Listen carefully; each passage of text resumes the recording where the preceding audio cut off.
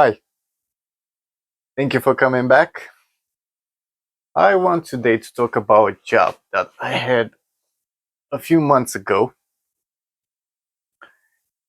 regarding this little bugger, a thermostatic expansion valve. Now, this tiny little fella here, it made me look and sound very stupid. Well, it wasn't its fault, it was my fault, but that's what I'm here to stay. And I just want to point out what happens when you get stuck on an idea or you get stuck on a thing and you ignore everything else. So I need to give a bit of context about the job. So I attended a fridge, which was high temperature. It was a standalone fridge, quite simple system. It's got a compressor, a condenser, no liquid receiver, an evaporator. And as it turned out to be, when I looked inside the evaporator, thinking it's gonna have capillary, actually had an expansion valve. So after I've done my basic checks, I had no other choice. And obviously I was suspecting the following issue was I had to connect my gauges. Now the only port that I can put my gauges was on the low side of the system, which is your suction. It had no gauge port on the discharge. Connected the gauges and I found the compressor working in a vacuum. First thought I had in the back of my mind, the system is short of refrigerant. So I came back to do a pressure test. So I had to connect the gauges again on my return visit so I can start reclaiming the refrigerant. And to my surprise back then, I found a standing pressure of about 8 bar, 7 to 8 bar. And that raised further questions in the back of my mind. I said, okay, this system is not short of refrigerant, it's got a blockage. So the blockage must be on the filter dryer. So I reclaimed as much refrigerant as I could because I had no gauge port on the discharge, as I said earlier. And what I wanted to do was change the filter dryer and also at the same time install a discharge port so I can connect the gauges on the high side as well.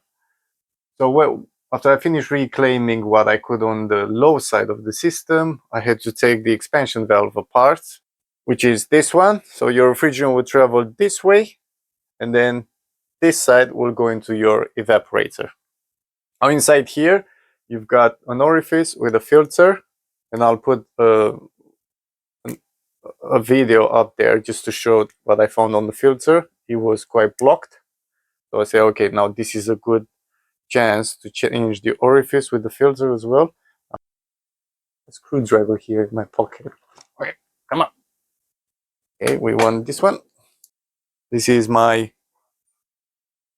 orifice with my filter. The filter is quite dirty. It's quite black.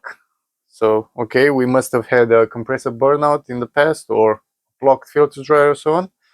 Okay, so coming back to the story, I made sure that the system was empty of refrigerants, changed the filter dryer, installed a brand new discharge gauge port, and then I also changed the orifice with the filter on the expansion valve. Put the system back together and obviously pressure test my system to make sure that the joints that are braced, they're not leaking. So that's exactly what I do. But my habit is to run the pressure on the nitrogen only through the high side. So you're allowing the nitrogen to flow through the high side, then circulate throughout the system and see if it comes back through your suction for the low side. So that means now you don't have any, it proves that you won't have any blockage in the system. And at the same time, you will obviously leak check your joints. That's exactly what I did. But to my surprise, when I ran pressure for the high side, nothing came back on the low side. I said, that's strange. I have another blockage somewhere.